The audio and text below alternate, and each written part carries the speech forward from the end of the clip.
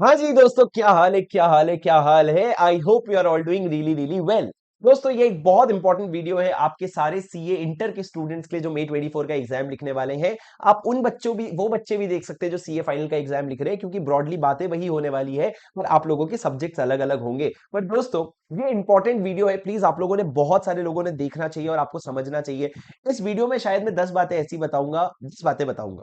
शायद 2 बातें ऐसी होगी जो आपको जाननी होगी, बाकी 8 बातें शायद आपको पता होगी। पर अब मेरे को नहीं पता कौन सी 2 बात आपको नहीं पता है, तो उसके लिए आपको वीडियो पूरा आखिरी तक देखना पड़ेगा। आखिरी में आप लोगों के लिए एक बहुत स्ट्रॉन्ग बोनस टिप रहेगा, रैंकर्स वे जिसको मैं बोलता हूँ। हाँ सर, तो हम आखिरी में जाके इसे फट से स्क्रॉल कर लेते हैं और वो देख लेते हैं, करके देख लो।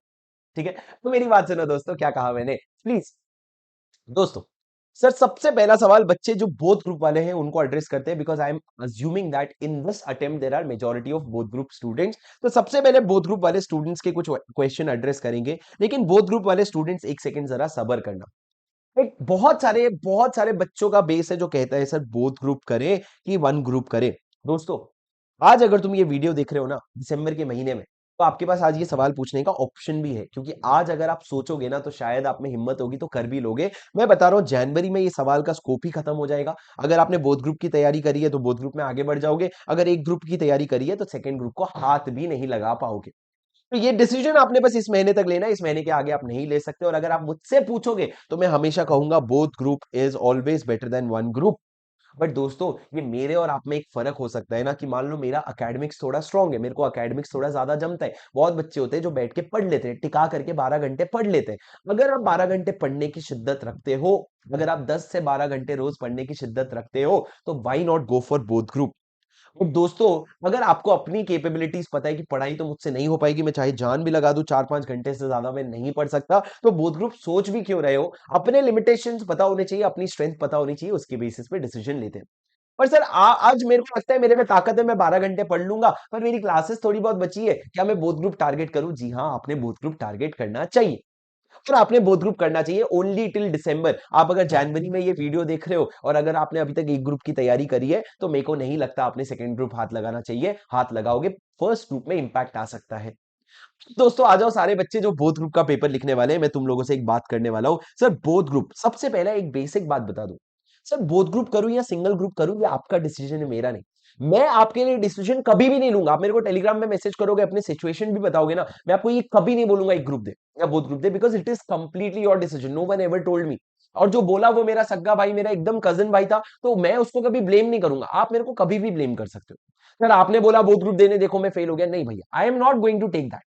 But I am going to always guide you कि what you should do, you have to figure out your own strengths and के वीकनेसेस। अब दोस्तों, अगर सर आप बात करो बोथ ग्रुप की, क्या आप बोथ ग्रुप वाले बच्चे हो? हाँ सर, तो ये वीडियो आगे देखो, और ये सिंगल ग्रुप वाले भी देख लेना, बहुत चीजें बताने वाला हूँ। सबसे पहले सर बोथ ग्रुप के लिए मेरे को ये बताओ, हमको कितने रिवीजन प्लान करने चाहिए? ये सारे सवाल दूंगा। क्लासेस कब खत्म होनी चाहिए, रिवीजन कितने होने चाहिए, क्या आपका एग्जाम डेट एक्सटेंड होने वाला है, मॉक टेस्ट कितने प्लान करने चाहिए, कितने सब्जेक्ट दिन में? सर बहुत सिंपल से लॉजिक से चले, पीछे से करते हैं। कैलकुलेशन, राजा कैलकुलेशन, गलत नहीं सुनना। सर ये आपका पूरा का पूरा साल है। सर आपका एग्जाम्स होने वाला है, मान के चलो मई 2024 में। डेट्स एक्सटेंड हो सकते हैं, बहुत चांसेस हो सकते हैं। एक्सटेंड करके यहाँ पे 30 दिन एक्सटेंड करके प्लान कर लूं?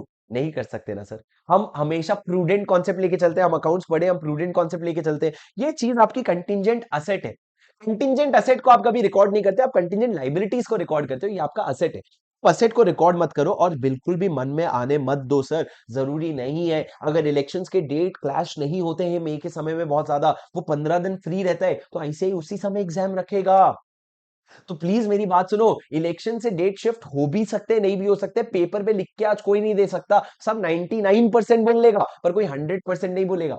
ठीक है, आज आप ये मान के चलो एग्जाम्स एक्सटेंड नहीं होने वाले, प्लानिंग पूरी उसी हिसाब से होनी चाहिए। सर आप एक बात समझो, आपका पेपर जो है वो स्प्रेड होगा 6 पेपर में, 12 दिन के ओवर। 12 दिन में आपका पेपर स्प्रेड होने वाला है। अब एक बात बताओ राजा, अगर 12 दिन में आपको 6 सब्जेक्ट रिवाइज करना है, मतलब एक सब्जेक्ट के लिए आपको 1.5 डेज मिलते हैं।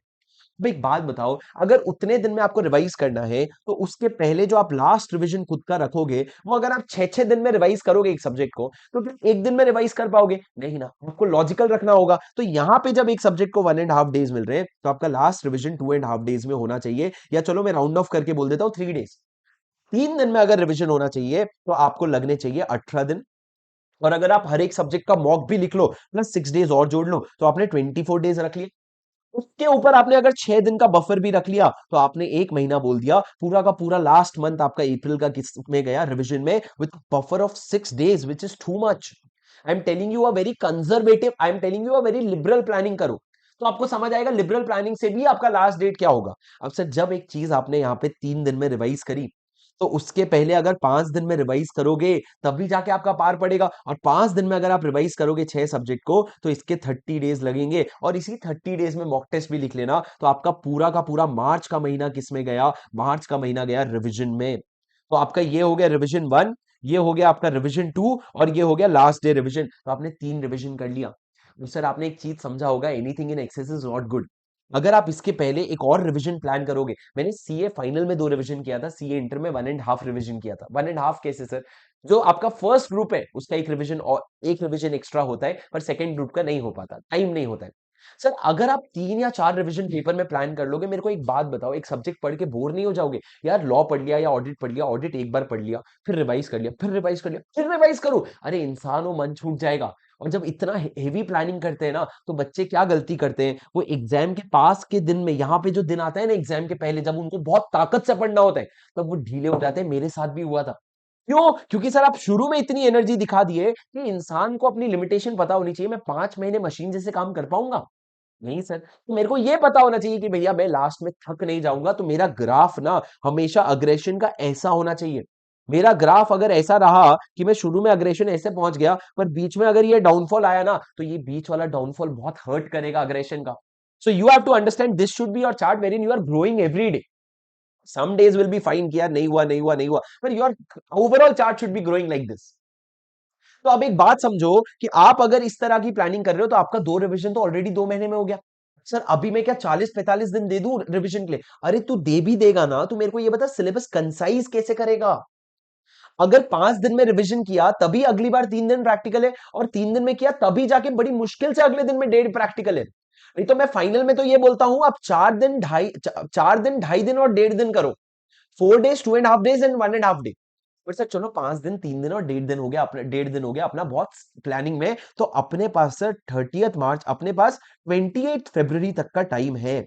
सर इस 28 फरवरी तक क्या हो जाना चाहिए पता है? आपकी पूरी क्लासेस हो जानी चाहिए 28 फरवरी तक खत्म, और साथ में आपका एक बार क्लासेस के साथ सेल्फ स्टडी करके हो जाना चाहिए, ये आपका 28 फरवरी तक होना चाहिए। सर सेल्फ स्टडी कैसे करके होगा? देखो, मोस्ट लाइकली आप अभी दो सिचुएशन में हो। कुछ क्लासेस आपके फिनिश हो चुके हैं और कुछ क्लासेस आपके येट टू स्टार्ट है।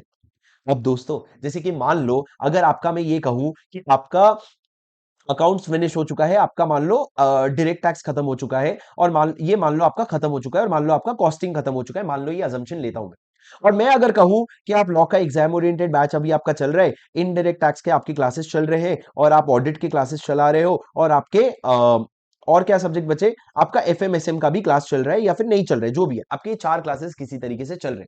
अब राजा एक बात बताओ, जब इतने बड़े बड़े ये 100 मार्क का टॉपिक है, ये 50 मार्क का टॉपिक है, ये 100 मार्क का और ये 100 मार्क का, आपके 350 मार्क के तो टॉपिक चल रहे हैं। इसके साथ अगर आप सोचोगे बिना ये चीजों को हाथ लगाने का, हाथ जल जाएंगे तुम्हारे। आप इनरेलेवेंट बातें तो करना ही मत। सबसे पहले सर आप ये कोशिश करो कि आने वाला जो दिसंबर, अभी मेरे पास कितना समय है, दिसंबर का जो बचा हुआ आधा समय है, जनवरी और फरवरी बस। आप सर सबसे पहले ना क्लास का शेड्यूल बनाओ कि मैं क्लास रीजनेबली कितने दिन के अंदर खत्म कर सकता हूँ। आप पूछोगे कब खत्म हो जाना चाहिए, मैं बोलूंगा खत्म तो दिसंबर 31 तक हो जाना चाहिए, जनवरी 31 हो जाना चाहिए, फरवरी मिड हो जाना चाहिए। क्या फर्क पड़ता है कब तक हो जाना चाहिए? जितना रीजनेबल टाइम आपको क्लास में देना पड़ेगा वो तो दोगे ना। क्लास में चोरी मत करना। क्लास में जितनी चोरी करोगे उतना दर्द सेल्फ स्टडी में पड़ेगा। तो क्लास में चोरी मत करना। पता है सर लॉजिकली हमारी लॉ की क्लास जाएगी जैन एंड तक, एग्जाम ओरिएंटेड बैच। लॉजिकली आपको पता है अगर आपका कोई बड़ा सिलेबस बचा है तो वो जाएगा फरवरी मिड तक। पता है कब तक आपकी क्लासेस लॉजिकली खत्म होगी? आप अपना एक प्लानर बनाओ, और प्लानर में सबसे पहले क्लासेस का टाइम एलोकेट कर दो कि मेरे ये टाइम पे क्लासेस चलेंगे। सर आपको क्लासेस का टाइम एलोकेट करने के बाद दो तरह का टाइम मिलेगा। पहला, आपकी कभी कभी क्लास अनएक्सपेक्टेड ऑफ होगी, कभी कभी क्लास आपके पास अनएक्सपेक्टेडली ऑफ होंगे, और दूसरा आपके पास शाम का टाइम बचेगा जब आपने पूरी क्लासेस खत्म कर ली है। सर आपको ये शाम का टाइमिंग जो आपके पास बचेगा, ये आपको प्लान करना पड़ेगा टू रिवाइज दो subjects which you are studying during the class. मतलब मान लो जैसे आप अगर 11 बजे से लेकर के लॉ पढ़ रहे हो तो आज ही आपको लॉ रिवाइज करना है, ताकि जिस दिन 31st को जैन को आपकी लॉ की बैच खत्म हो, उस दिन साथ साथ में आपकी क्लासेस के साथ साथ आपका एक बार खुद भी पढ़ के हो गया है। और मैं कसम से बता रहा हूं राजा, अगर तुमने 90 घंटे की क्लास के साथ घर जाके पढ़ाई किया ना, तो आपको 45 घंटा लगेगा सिर्फ खुद से पढ़ने में। पर अगर आपने 90 घंटे की क्लास के बाद यही चीज खुद से करने की कोशिश करी ना, आपको 70 से 80 घंटे लगेगा। ये मेरी पक्की बात है। Please mark my words, it is most important. जैसे आपको दवाई रोज खाना जरूरी होता है ना, ऐसा 5 दवाई है तो ऐसा कर लू कि ऐसे 5 दिन बाद एक साथ पांचों खा लू, नहीं, तुमको रोज खाना जरूरी है। वैसे ये तुमको ये हैबिट बिल्ड करनी पड़ेगी कि आज जो पढ़ा उसको आज ही रिवाइज कर रहा हूँ। लॉ के बाद मान लो तुमने सुबह इनडायरेक्ट टैक्स की क्लासेस करी, लॉ किया, फिर मान लो ऑडिट किया, फिर एफएमएसएम किया, शाम को आओ इसी सीक्वेंस में अपना एक एक घंटे का रिविजन बैठाओ और एक एक घंटा रिवाइज करो। पर एक बात बताओ, अगर एक सब्जेक्ट है मान लो एफएमएसएम, जो शाम को तुम हाथ लगाने का तुमको टाइम ही नहीं मिल रहा है, तो अपने प्लान्स को चेंज करो। आप सोचो कि क्या मैं अगर एफएमएसएम की क्लास की रिकॉर्डिंग अभी देखने की जगह बाद में डेफर कर दूं, तब 31 जैन को मेरा खत्म हो रहा है, उसके बाद मैं फेब में पूरा सुबह अगर इतना देर दे दूं रिकॉर्डिंग देखने के लिए और इतनी देर दे दूं उसके साथ पढ़ने के लिए, तो क्या मेरा एफएमएसएम अच्छे से जस्टिफाई होगा? हाँ सर जस्टिफाई होगा। तो तुम उसको शिफ्ट करो। लेकिन प्लानिंग ये करो कि दिन में अगर मेरे 12 घंटे हैं तो मैं 8 घंटे क्लास ले रहा हूं और 4 घंटे सेल्फ स्टडी कर रहा हूं। This should be your ideal approach as of today. But by the time you reach end of Jan, by the time you reach end of Jan, Feb के मंथ में आपका स्ट्रैटेजी डिफरेंट रहेगा। आपके 4 या 3 घंटे के क्लासेस होंगे और 9 घंटे का आपका सेल्फ स्टडी होना चाहिए for the month of February. Sir ये ट्रांजिशन मारना पड़ेगा आपको। ये ट्रांजिशन कैसे होगा? 8 घंटे की क्लास धीरे से 3 घंटे तो आराम से हो जाएगी, लेकिन 4 घंटे का सेल्फ स्टडी आराम से 9 घंटा नहीं होगा। तो दिसंबर में आप 4 घंटा सेल्फ स्टडी कर रहे हो, फेब्रुवरी के जनवरी के शुरू के 10 दिन में आप 5 घंटा सेल्फ स्टडी कर रहे हो, उसके आगे के 10 दिन में आप 6 घंटा, और उसके आगे के 10 दिन में 7 घंटा सेल्फ स्टडी कर रहे हो। ये बढ़ाना पड़ेगा, ये पूरा प्लानिंग के साथ आता है राजा। आप किसी से भी दुनिया में कितना भी एडवाइस मांग लो, जब तक आप अपने पीस ऑफ, बहुत सिंपल है यार, तुम हिसाब लगाओ कि दिसंबर जनवरी फरवरी 3 महीना है मेरे पास, तुम हिसाब लगाओ कि दिन में मैं 12 घंटे की एफिशिएंसी निकालता हूँ, मेरे पास टोटल नंबर ऑफ आवर्स कितने हैं। फिर आप लिखो आपके क्लासेस कौन से बचे हैं, एग्जाम आपके लॉ की क्लास बची है, आपकी ऑडिट की क्लास बची है, जो भी क्लासेस बची है, आपके उसके क्लासेस के नंबर ऑफ आवर्स कितने हैं, क्लासेस के साथ पढ़ने का नंबर ऑफ आवर्स कितना लगेगा, और टोटल नंबर ऑफ आवर्स कितने हैं आपके पास। और आप देखो क्या ये मैच कर रहा है कि क्या मैं दिन में 12 घंटे पढ़ रहा हूं, तो क्या मैं दिसंबर फरवरी एंड तक ये अचीव कर पाऊंगा। और थोड़े रीजनेबल रखना, दिन में 14-14 घंटे के टारगेट मत बनाना। जब आप प्लान बनाओ तो आपके 1 जनवरी का शेड्यूल रखना, 25 दिसंबर का शेड्यूल रखना, अगर आप पोंगल वोंगल सेलिब्रेट करते हो उसका रखना, जो भी सेलिब्रेट करते हो उसका दिन खाली रखना। उस दिन पढ़ाई होगी तो बोनस होना चाहिए, लेकिन उस दिन 12-12 घंटे का शेड्यूल बना के 4 घंटे पढ़ के 8 घंटे के लिए रोना बेवकूफी है। इट इज नॉट बचपना, इट इज बेवकूफी। तो भैया तुमने अपना ये प्लानिंग अपने लिए अपने पेपर में बनाना पड़ेगा। मैं अगर बना के दे दूं तो भाई मैंने तो सबको दे दिया, अब तो सारे बच्चे उस प्लान में जा रहे हैं ना, तुमको एज कहां पे मिला? एज तो तुम्हारा खुद का दिमाग जो प्लान बना के एग्जीक्यूट कर रहा है वो देगा ना। और प्लान तो चलो कोई भी बना लेगा भैया, प्लानिंग वुड बी 20%, उसको ना रिलीजियसली एग्जीक्यूट करना 80% होता है। रिलीजियसली उसको एकदम मतलब पत्थर की लकीर मान के एग्जीक्यूट करना कि भाई मैं आज सब त्याग दूंगा, मैं नींद चैन सब त्याग दूंगा, सबसे पहले अपना शेड्यूल खत्म करूंगा फिर ही मैं कोई और बात करूंगा। ये अचीव करोगे ना तो जाके फरवरी एंड तक टारगेट मिलेगा। सर बोथ ग्रुप से ना जिंदगी में इज्जत बहुत मिलती है, पर बोथ ग्रुप नहीं मिलता इतनी आसानी से। उस इज्जत को कमाने के लिए ना दिन रात त्यागना पड़ता है। यूं ही बस बोल दो कि मैंने बहुत मेहनत करी है, मैंने अच्छे अच्छे फैकल्टीज की क्लास लगाई, अब मेरा बोथ ग्रुप क्लियर हो जाएगा, नहीं। तुम कुछ भी कर लो, परसेंटेज तो 10% ही रहेगा भाई, बाकी 90% जो बोथ ग्रुप लिख रहे हैं वो फेल होने वाले। क्यों? आधे लोग प्लान नहीं करेंगे और बाकी लोग एग्जीक्यूट नहीं करेंगे। आधे लोग प्लान ही नहीं करेंगे। आज इतना बोलने के बाद सर मैं आपको बोल रहा हूं planning is so important that when I entered my preparation leave I just had 30 days। Do you still believe that despite having 30 days, I spent the first day का 70% of the day to plan the rest 29 days? अरे बिना planning के कैसे आगे बढ़ू यार? पूरा एक दिन का 70%, मतलब तुम समझ लो 7 से 8 घंटा मैंने सिर्फ प्लानिंग को दिया। और मेटिकुलस प्लानिंग कि मैं अगर डायरेक्ट इसका प्लान कर रहा हूं तो मैंने पूरा बुक लाया अपने सामने में, एक चैप्टर के पेजेस देखे, एक चैप्टर में कितना कंफर्ट है वो देखा, फिर पेपर में प्लान लिखा। हमें में नहीं डायरेक्ट टैक्स 5 दिन, अरे क्या है ये 5 दिन, कहां से आया 5 दिन? नहीं सर प्लानिंग खुद को करनी पड़ेगी। If you plan very well and then you execute that plan, I am telling you no one is going to stop you. ठीक है सर, ये हो गया। उसके बाद आ जाते कितने रिवीजन सर, मैंने आपको गाइड किया कि आपने 2 रिवीजन करने चाहिए, करना चाहिए लास्ट के 2 महीने में करना चाहिए, 2 से ढाई महीना कर सकते हो आप। एक ग्रुप करे, एक चीज याद रखना, जब भी आप बोथ ग्रुप के लिए प्रिपेयर करते हो ना, हमेशा एक ग्रुप को अपना सेफ्टी बेट बना के चलना। मतलब क्या, अगर आप 2 ग्रुप कर रहे हो, what is the best result that you will get a rank, what is the next best result, आप बोथ ग्रुप क्लियर कर जाओगे। उसके बाद का नेक्स्ट बेस्ट बेस्ट रिजल्ट होता है एक ग्रुप क्लियर हो गया और एक ग्रुप फेल हो गए। वर्स्ट रिजल्ट होता है दोनों ग्रुप फेल हो गए। Sir you don't have to be here at all, at least try to be here. इसका एक ही बेसिस है कि आपने एक ग्रुप की इतनी प्यारी तैयारी करनी चाहिए। आप अगर अकाउंट्स, लॉ और टैक्स को इतनी कंट्रोल में ला रहे हो कि चाहे पेपर कुछ भी आ जाए, ग्रुप वन में तो फेल नहीं होगे, फिर पेपर अच्छा आया तो ग्रुप टू में जरूर पास हो जाओगे। ये आपकी तैयारी होनी चाहिए। आप बिल्कुल भी ये नहीं कर सकते कि सर अकाउंट्स और लॉ मेरी स्ट्रेंथ है, टैक्स मेरे को नहीं जमता, ऑडिट मेरे को नहीं जमता, एफएमएसएम मेरी स्ट्रेंथ है, कॉस्टिंग मेरी स्ट्रेंथ है। अरे क्या बात है, इसमें ऑडिट फेल करवा देगा, इसमें टैक्स फेल करवा देगा, उससे अच्छा इसको छोड़ो, तुम टैक्स पे पूरी जान डालो ताकि एक ग्रुप तो क्लियर हो। लॉजिकली समझ रहे हो सर? लॉजिकली समझ रहे हो? So this is how you will have to plan कि भैया एक ग्रुप को मैं इतना कंट्रोल ला रहा हूं, चाहे वो ग्रुप वन हो या चाहे ग्रुप टू हो। सर देखो, मैं ये नहीं बोल रहा हूं बोथ ग्रुप क्लियर नहीं होगा, मैं बोल रहा हूं जब भी आप कोई बड़ा गेम खेलते हो ना, आप अपना बैकअप रख के चलते हो। और ये बैकअप है कि भैया worst case scenario should not be कि मैं बोथ ग्रुप फेल हो गया, worst case scenario should be एक ग्रुप निकल गया, दूसरे ग्रुप में अटक गया। चल, कम रहोगे, रोगे जरूर लेकिन कम रहोगे। ठीक है सर, क्या आपके एग्जाम डेट एक्सटेंड होने वाले हैं? हाँ, पर क्या मान के चले बिल्कुल भी नहीं। तो मैं आज से हर वीडियो में बोलूंगा एग्जाम डेट नहीं एक्सटेंड होने वाला। सर कितना मॉक टेस्ट प्लान करें? आप मिनिमम एक मॉक टेस्ट दोगे ना भैया, काफी है। क्यों भैया? जैसे हम क्लास में एग्जाम ओरिएंटेड क्लास लें या रेगुलर क्लास लें, तो हम डीपीक्यू के बेसिस पे बहुत सारी चीजें लिख लेते हैं, उसके ऊपर एक मॉक टेस्ट लिख लिया ना, बहुत हो गए, बाकी हवा है।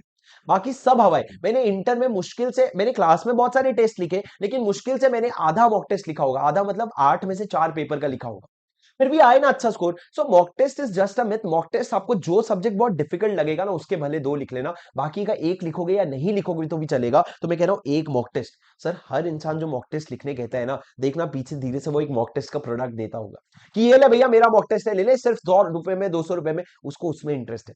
मैं तुमको ये बता रहा हूं, मेरे मॉक टेस्ट में इंटरेस्ट ये जितना आपको रेलेवेंट लगे। आईसीआई जिस दिन मॉक टेस्ट निकालेगा, आईसीआई मार्च में एक मॉक टेस्ट निकालता है, अप्रैल में एक निकालता है, वो दोनों अपन डिस्कस करेंगे, दोनों में से जो क्वेश्चन इंपॉर्टेंट लगेंगे लिख लेंगे। बाकी का ज्यादा आपको कुछ किचकिच करने की जरूरत नहीं है। Sir how many subjects to study in one day? आज के डेट में भैया, आज तो तुम 3-4 सब्जेक्ट शफल करोगे, लेकिन जब आप प्रेपरेशन लीव में जाओगे ना, तो मैं बोलता हूं there is no right answer to this यार। मैं बताता हूं, एक रैंक होल्डर एक सब्जेक्ट लाके भी, एक सब्जेक्ट पढ़ के भी एआईआर वन लाया था, और एक रैंक होल्डर था जो एक, आप मानोगे, सीए फाइनल में एक एआईआर 2 करके, रम्या करके फाइनल रैंक होल्डर स्टूडेंट थी मेरी। वो दिन में कितने सब्जेक्ट पढ़ती थी फाइनल के, गेस करो। वो गेस करो फाइनल के कितने सब्जेक्ट पढ़ती थी दिन में। सर दिन में वो 7 से 8 सब्जेक्ट पढ़ती थी फाइनल के। हर एक डेढ़ घंटे में वो सब्जेक्ट चेंज करती थी। क्यों? उसका ये था, मैं बहुत जल्दी बोर होती हूँ और मेरे को मेरा इंटरेस्ट रिटेन करने के लिए यही बेस्ट तरीका लगा। आया ना एआईआर 2? हाँ, हम लोग बोलते हैं 2 से ज्यादा सब्जेक्ट मत पढ़ना, आया ना एआई टू। मतलब how many subject you have to study, that depends on your potential. Sir objective should be only one, कि आपका दिन भर का ना हर एक एक घंटा जो है ना, वो प्रॉपरली यूटिलाइज हो रहा है। अगर हर एक घंटा प्रॉपरली यूटिलाइज हो रहे हो ना, तो एक सब्जेक्ट पढ़ो, 4 सब्जेक्ट पढ़ो, कोई फर्क नहीं पड़ेगा। इंटेंट शुड बी, मैं दिन में 12 घंटे पढ़ रहा हूँ ना, तो 12 घंटे अच्छी एफिशिएंसी आई है मेरी। आप समझ रहे हो? That is broader intent. Are you getting my point? So this is how many subjects you should study. And भैया बोथ ग्रुप या वन ग्रुप, ये सवाल तो नेवर एंडिंग रहेगा। I would say fight for both group. If you don't win, January February end में अपन quit कर देंगे सेकंड ग्रुप। पर अभी तो fight for both group and go for both group, because I am telling you that you are playing a game. Why not play the best level of it? Why not play the best level it? Basic level कौन खेलता है यार? मजा आएगी। Sir CA करने आए हो तो मजा तो चाहिए आपको, तो मजा आएगी, मेहनत करोगे ना, बाद में अगले दिन याद भी आएगा, यार मैंने कुछ उखाड़ा तो है जिंदगी में। मैंने सोचा था मेरा पोटेंशियल नहीं है, पर मैंने उखाड़ा था। और मैं बताता हूँ, मैं भी और सारे लोग वही होते हैं सर, बोथ ग्रुप की सिंगल ग्रुप मैं भी था। और हमको भी करने के बाद ही पता चलता है, ओ शुभम तू बोथ ग्रुप कर सकता था। आज तुम मेरे को देख के शायद ये बोलते, सर आप तो बोथ ग्रुप ही करने लायक हो, आप तो रैंक होल्डर हो। अरे रैंक होल्डर बचपन में थोड़ी था। बचपन में तो यही था, शर्मा जी के बेटे को देखो, वो तो इतना अच्छा पढ़ रहे हैं, हाँ पापा पढ़ लूंगा। अभी आ गई ना, तो तुम भी ये समझो, your past will not decide your future, your tomorrow will decide your future. कि भैया मैं कैसा प्रिपेयर करता हूं। So you have to prepare very religiously, very meticulously, and then you will have to fight for your both group, and it is doable. इसके अलावा sir बहुत सारे आपके मन में सवाल होंगे, आप चाहे तो मेरे को कमेंट बॉक्स पे बता दो, पर जो यहां तक आया है, मैंने बोला था एक बोनस पॉइंट दूंगा, सुन लो। सर जिसको रैंक लाने की इच्छा है ना, एक चीज बता दूं, आप बोथ ग्रुप तो दोगे ही। 6 सब्जेक्ट है ना, 6 सब्जेक्ट को 3 कैटेगरी में बांटो। 3 कैटेगरी में डिवाइड करोगे सर आप अपने सब्जेक्ट को, 6। यहाँ पे 2 सब्जेक्ट आएंगे, यहाँ पे 2 सब्जेक्ट आएंगे, यहाँ पे 2 सब्जेक्ट आएंगे। सर ये 2 सब्जेक्ट आपकी स्ट्रेंथ है। स्ट्रेंथ का मतलब क्या सर? अगर पेपर टफ, पेपर इजी आया तो आप इसमें 80 पार लाओगे, और पेपर अगर टफ आया तो आप इसमें एग्जेम्पशन तो भी लेके आओगे, 60 प्लस लेके आओगे। दूसरे 2 पेपर होंगे सर जो आपकी मीडियोकर है। इसमें पेपर इजी आया तो आप उसमें 65-70 चले जाओगे, और पेपर टफ आया तो 50 तो लेके आ ही जाओगे। और तीसरा होता है सर आपका वीकनेस, जिसमें पेपर इजी आया तो 60 प्लस चला जाएगा, पर पेपर अगर वीक आया ना तो तुम 45 प्लस तो संभाल ही लोगे, फेल नहीं होने दोगे। सर ये 3 कैटेगरी में अपने टॉपिक को डिसाइड करो। सर स्ट्रेंथ वो चीज होती है, वो सब्जेक्ट जिसमें आपको इंटरेस्ट भी है, प्लस वो सब्जेक्ट पढ़ने में थोड़ा मजा भी आता है आपको। पर आपकी वीकनेस में वो सब्जेक्ट है जो सब्जेक्ट आपको बोर भी लगता है, प्लस साथ में एग्जाम में डिफिकल्ट भी आता है। जैसे मैं अपना कैटेगराइज करूं आज के डेट में, तो शायद मैं बोलूंगा अकाउंट्स मीडियोकर है, लॉ मेरी स्ट्रेंथ है, टैक्स मेरे, सर टैक्स मेरी स्ट्रेंथ जरूर है, पर टैक्स थोड़ा डिफिकल्ट आता है, तो मैं उसको मीडियोकर में डालने की कोशिश करूंगा, अनरियलिस्टिक नहीं होना। फिर उसके बाद कॉस्टिंग, मेरे को मैथ्स जमता है तो मैं उसको अपने स्ट्रेंथ में डालूंगा। ऑडिट मेरी वीकनेस है, कॉस्टिंग को मैं, और टैक्स और एफएमएसएम को मैं यहां पे डाल देता हूं। सर इससे क्या होगा, जब आप इस तरीके से अपना अप्रोच बनाओगे ना, आपको पता है जो मेरी स्ट्रेंथ है वो मुझसे बहुत मेहनत मांगेगी, जो मेरी वीकनेस है वो मुझसे बहुत मेहनत मांगेगी। वीकनेस मेरी बहुत मेहनत मांग के मेरे को फेल होने से बचाएगी, और स्ट्रेंथ मेरी बहुत मेहनत लेके मेरे को रैंक की तरफ लेके जाएगी। And that is when you see a rank in your paper, that is when you see a rank in your marksheet. So when you get a rank in your marksheet, you will see, 6 subject का marksheet उठा लोगे ना, आपको हर subject में एग्जामेशन तो दिखेगा ही, लेकिन आपको 2 पेपर ऐसे दिखेंगे जो 80 या 90 फाड़ के जा रहा है, वो उसका एग्रीगेट उठा के रैंक की तरफ ले गए। तो 2 सब्जेक्ट को अपना कोर स्ट्रेंथ बनाओ, ये आपके बॉटम साइड को भी सेफगार्ड करेगा कि आप फेल नहीं हो रहे हो, या आपके अप साइड को भी सेफगार्ड करेगा कि आप रैंक की तरफ जा रहे हो। ठीक है, तो इस चीज को ध्यान रखना, बहुत कम लोगों के साथ शेयर करना, क्योंकि भैया अभी सबको पता चल जाएगा तो स्ट्रैटेजी काम कहाँ करेगी। पर दोस्तों उम्मीद है आपको वीडियो समझ आया होगा, वीडियो पसंद आया होगा। ऐसे बहुत सारे और इन्फॉर्मेशन में आपके थ्रू आउट May 24 तक बहुत सारे रिविजन वीडियो, जब आप जनवरी में आओगे ना तो मेरा यूट्यूब चैनल आपको बता देगा फरवरी में क्या करना है, जब आप फरवरी में आओगे बता देगा मार्च में क्या करना है। आज फरवरी मार्च के सवाल मत पूछो, कोई मतलब नहीं, आज जनवरी के सवाल पूछो। ठीक है, तो मेरा यूट्यूब चैनल आपको बता देगा, तो चैनल सब्सक्राइब जरूर कर लेना, ताकि आपको समय समय पे सही वीडियो मिलता जाए, और सही आप निकलते जाओगे रास्ते से, मैं खींच खींच के लाता जाऊंगा, सही रास्ते में जाएंगे, और May 24 पक्का क्लियर हो जाएगा, don't you worry about that. ठीक है, तो बच्चे अभी भी यहाँ तक वीडियो देखे, आपको बता दूं इंटरलॉ का एग्जाम ओरिएंटेड बैच जो है वो शुरू हो रखा है। अगर आप रजिस्टर करना चाहें तो अभी भी आप लाइव बैच जो है उसके लिए ज्वाइन कर सकते हो। मैं मिलूंगा आपसे अगले वीडियो में, नीचे डिस्क्रिप्शन में आपको बहुत सारी डिटेल्स मिल जाएंगे। मैं मिलूंगा आपसे अगले वीडियो में। Until then take care, this is your C buddy Shubham Singhal signing off. Video पसंद आए तो लाइक जरूर कर देना और अपने दोस्तों को बता देना। मिलता हूं आपसे अगले वीडियो में।